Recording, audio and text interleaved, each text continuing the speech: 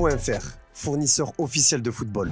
Salut à toutes et à tous les amis et bienvenue dans ce nouveau JT Foot Mercato. Au programme du jour, un focus sur Manchester City qui nage en pleine crise. Parle évidemment d'une crise à l'échelle des Sky Blues. Dans le choc au sommet face à Arsenal hier, les hommes de Pep Guardiola sont repartis bredouille, défaite 1-0. Grâce à Martinelli en fin de match, les Gunners ont mis fin à une longue série de 12 matchs sans victoire contre les Sky Blues. De son côté, Manchester City a enchaîné un deuxième revers d'affilée en Premier League. Évidemment rien d'inquiétant puisqu'il n'y a que 2 petits points de retard au classement, le duo Tottenham-Arsenal se partageant le trône. Mais cette saison, Manchester City est loin de régner en maître absolu. Avec l'élimination en League Cup face à Newcastle, la formation entraînée par Pep Guardiola a perdu 3 de ses 4 derniers matchs. Preuve que le groupe est sous tension, la défaite face à Arsenal a accouché d'un petit incident après la rencontre. Alors que Kyle Walker se dirigeait vers les vestiaires au coup de sifflet final, un membre du staff d'Arsenal, Nicolas Jover, ancien de Manchester City, lui a tendu la main pour le saluer. L'anglais l'a ignoré et s'en est suivi une petite échauffourée à laquelle Haaland et Grealish ont aussi participé avant que Saka n'intervienne pour calmer les tensions. En conférence de presse, Guardiola est revenu sur cet incident.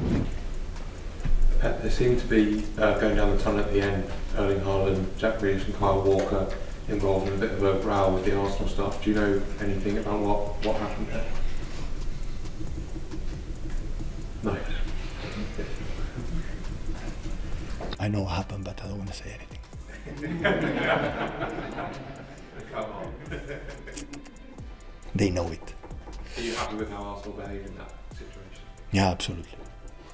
L'un des symboles de la mauvaise passe de Manchester City, c'est certainement Erling Haaland. Muet lors des 2 premières journées de Ligue des Champions, il reste sur 3 matchs sans marquer, toutes compétitions confondues. Malgré tout, le Cyborg présente des stats plus que solides avec 8 buts et 2 passes décisives en 12 matchs, toutes compétitions confondues. Mais attention à ne pas se relâcher car derrière Julian Alvarez pousse fort. L'Argentin prend de plus en plus d'importance au sein du groupe, comme en témoignent ses belles statistiques avec 6 buts et 5 passes décisives en 13 matchs. Tantôt attaquant, tantôt ailier, le champion du monde démontre à chaque sortie qu'il mérite d'être un titulaire indiscutable. Haaland est prévenu, tout comme Phil Foden qui s'est d'ailleurs fait recadrer par son coach. Je pense que Phil a un instinct libre en tant que footballeur, ce n'est pas un joueur qui réfléchit tellement quand il joue, c'est un oiseau, vole où tu veux, mais il lui reste un pas à franchir et des devoirs à accomplir pour l'équipe, a lancé Guardiola envers son poulain. Comme le dit le proverbe, un être vous manque et tout est dépeuplé, et ce joueur c'est certainement Kevin De Bruyne, le maître à jouer des Citizens. Écarté à cause d'une blessure depuis le mois d'août, le Belge ne devrait pas revoir les terrains avant début 2024, même si Pep Guardiola a confié que le joueur serait en avance sur son programme de retour. En plus des résultats sportifs en berne, Manchester City doit gérer des problèmes extra-sportifs. La semaine dernière, nous avons appris que les Sky Blues étaient inquiétés par des accusations portées par l'Ukraine à l'encontre du Cheikh Mansour, propriétaire de Manchester City et vice-président des Émirats Arabes Unis. Un cabinet d'avocats agissant au nom de militants ukrainiens a demandé au gouvernement britannique d'enquêter sur les liens présumés entre le propriétaire de Manchester City et la Russie. Le gouvernement doit notamment déterminer si le Cheikh Mansour a aidé des hommes d'affaires russes à transférer leurs richesses vers les Émirats Arabes Unis pendant la guerre avec l'Ukraine et s'il a aidé ses oligarques à y trouver refuge. En cas de sanction, le Cheikh Mansour pourrait être forcé de vendre le club à l'instar de Roman Abramovich avec Chelsea.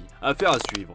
Comme d'hab les amis, c'est l'heure de la question du jour et elle porte sur Julian Alvarez. Selon vous, l'Argentin doit-il quitter Manchester City pour sortir de l'ombre d'Haaland? Si oui, où le voyez-vous? Dites-nous tout dans les commentaires. Vendredi, on vous demandait si un retour de Lionel Messi serait une bonne idée. Eh bien, vous êtes assez partagé. D'un point de vue nostalgique, c'est un grand oui. Sportivement, c'est à méditer. Dans le reste de l'actu, Vinicius Junior se fait voler la vedette depuis le début de saison par Jude Bellingham, littéralement en feu depuis son arrivée à Madrid. De retour de blessure, le Brésilien tente désormais de revenir le plus rapidement possible à son meilleur niveau. Les supporters madrilènes ont d'ailleurs eu le droit à un Vinicius Junior en jambes, auteur d'un but et d'une passe décisive samedi face à Osasuna. Après la rencontre, le nouveau numéro 7 du Real Madrid, qui a par ailleurs célébré son but comme un certain Cristiano Ronaldo, a envoyé un message clair à sa direction à l'heure où son contrat se termine en 2024. C'est toujours un honneur de jouer ici au Real Madrid avec de tels fans et l'amour qu'ils ont pour moi. Je suis très heureux de jouer ici et je veux continuer à jouer au Real Madrid toute ma vie, a-t-il lâché après la rencontre. Un message qui n'est pas tombé dans l'oreille d'un sourd. Florentino Pérez devrait d'ailleurs bientôt exaucer son vœu. Car selon le Mundo Deportivo, une prolongation est dans les tuyaux et elle devrait être signée très rapidement. L'ailier brésilien devrait signer un bail jusqu'en 2027 et deviendra l'un des joueurs les mieux payés du Real Madrid. Et par la même occasion, Vinicius Junior verra sa clause libératoire passer de 750 millions d'euros à 1 milliard d'euros, histoire de blinder sa superstar.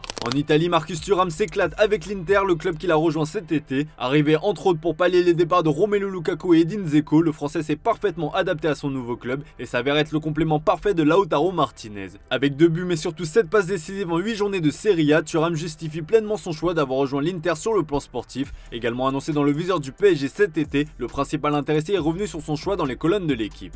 J'ai discuté avec beaucoup d'autres clubs, ce n'était pas un choix facile, c'était un choix qui allait définir ma carrière, je sais que j'ai fait le bon, je ne demande à personne de comprendre mon choix, je sais pourquoi j'ai fait ce choix, je sais que les gens qui connaissent le foot savent ce que représente l'Inter Milan, les joueurs immenses qui y sont passés, quand on met ce maillot, on sent qu'on porte une histoire, a-t-il déclaré.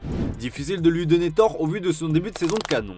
Marcus Thuram va quitter l'Inter le temps de la trêve internationale pour retrouver les Bleus, au contraire de Jules Koundé et de Dayot Upamecano qui ne sont pas disponibles pour les Pays-Bas ce vendredi 13 dans le cadre des qualifications à l'Euro 2024, puis l'Écosse mardi prochain en match amical. Pour les remplacer, Didier Deschamps a appelé un habitué, Axel Disasi, et un petit nouveau, l'ancien lyonnais Malo Gusto qui évolue aujourd'hui à Chelsea et qui était initialement appelé avec les espoirs. Sorti prématurément dimanche face à Grenade, Jules Koundé souffre d'une entorse du ligament collatéral médical du genou gauche. Dayot Upamecano qui avait dû quitter ses partenaires du Bayern Munich dimanche face à Fribourg souffre quant à lui d'une lésion de l'ischio-jambier gauche, peut-on lire dans le communiqué.